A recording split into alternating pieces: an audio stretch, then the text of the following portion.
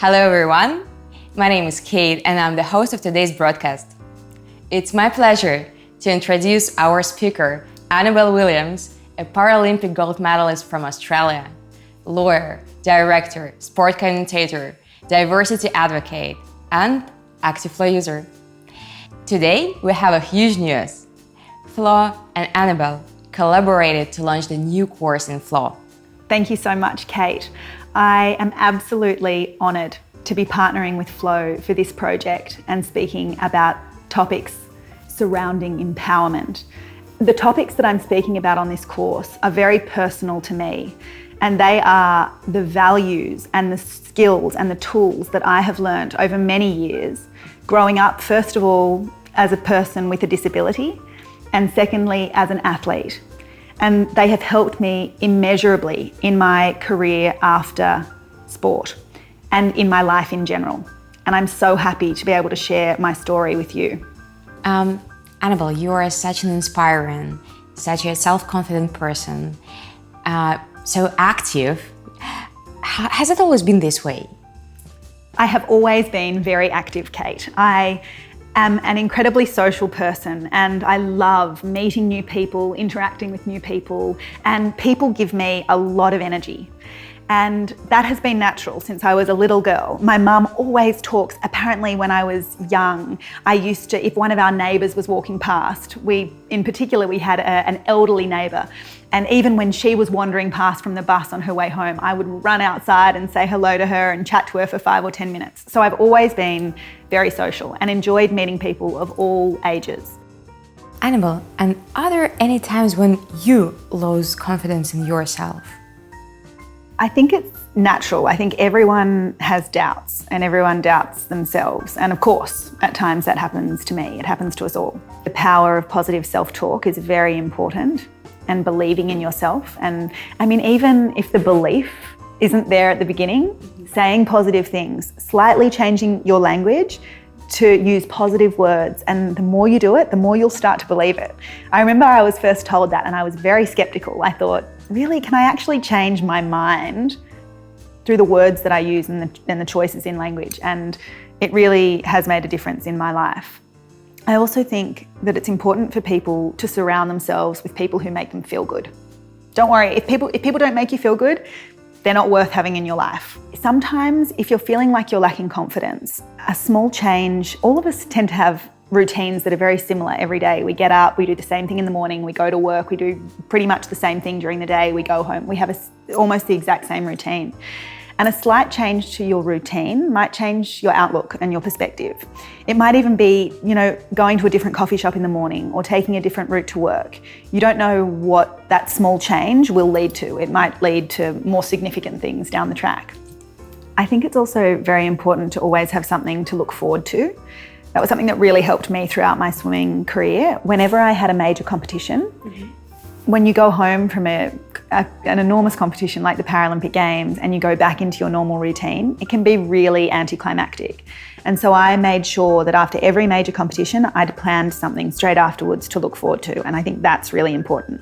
It doesn't have to be big. It can be something really little, but something that you are just looking forward to enjoying. And that's something else my mum always says to me. She always says, you need someone to love, something to do, and something to look forward to. And if you have the combination of those 3 things, you'll be happy. How does support from others influences your accomplishment? Support from others is vitally important to do anything that requires an achievement or a level of success. Humans are built on connection. You cannot do anything like that on your own.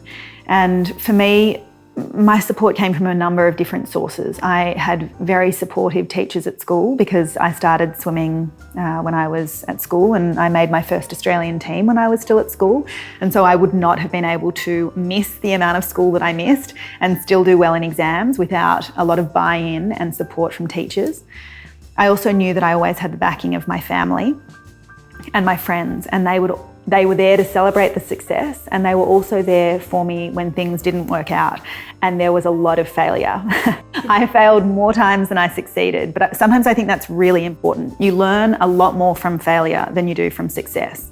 I think that just shows the amount of support I've had was right after the London Paralympics. I ran up after my last race where I won the gold medal to see my parents, and I could tell that there was something wrong with my mum's hands.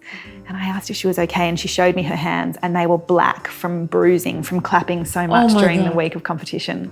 So I just had incredible support from my parents, and they didn't care if I won or if I lost or if I trained enough or if I didn't train enough. They were just there to support me and the whole me. I think that's important as well, making sure that the people who are there to support you care about you as a human being rather than you as a mum or you as an athlete or you as an employee. You need to have people who care about the whole you. Wow, Annabelle, that's so precious to have the people who love you and care about you as the whole you, right?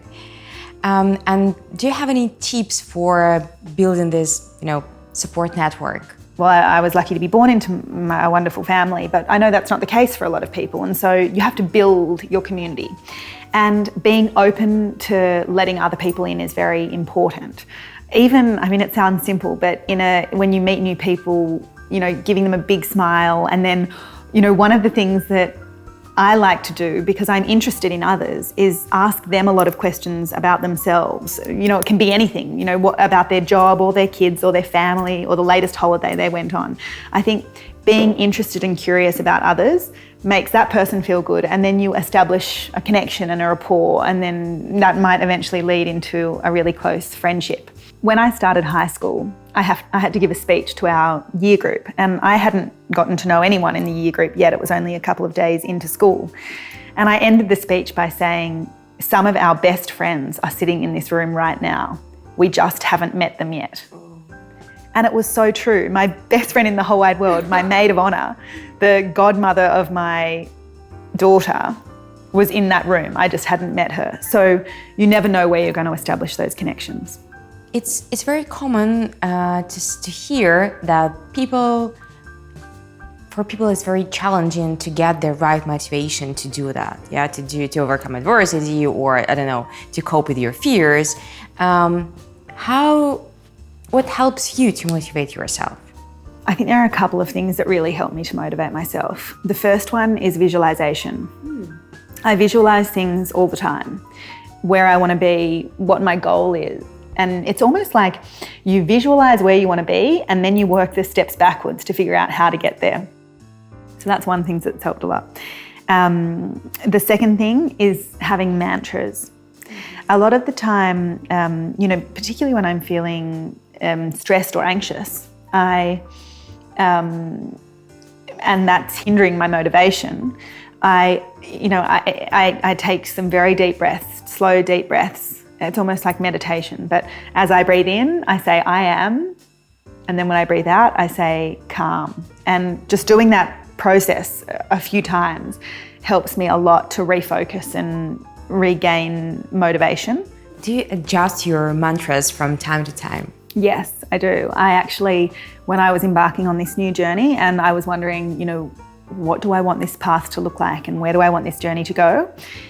My mantra became, if I could show my daughter a Disney movie about my life, what would I want the Disney movie to show? Oh my God, that's amazing. Yeah. Oh, I really love this one. She hasn't watched many Disney movies yet, but next year, if she could watch the Disney movie next year and I could come up with the narrative, what would I want the Disney movie to show her? I'm very motivated by my daughter as well, and that's one of the reasons I'm incredibly proud to be collaborating with Flo. It stands for everything I stand for and it empowers women, and I feel like I'm doing this work and I'm on this journey for my daughter, and I hope that I can instill in her the values that I've learned as a young person and as a young adult, and that I'm learning through this collaboration with Flo. Annabelle, thank you so much for your time today and for sharing all these tips and tricks. And I've recorded some for myself personally. So much looking forward to your course. And thank you one more time. Thank you very much. I'm so proud to be part of this collaboration. And I'd like to thank you so much for being with us today. And I'd like to remind you that Empowerment course is available for Flo users for free. You can find it in Health Insights section. Just find their course tab and find the Empowerment course developed by Annabelle.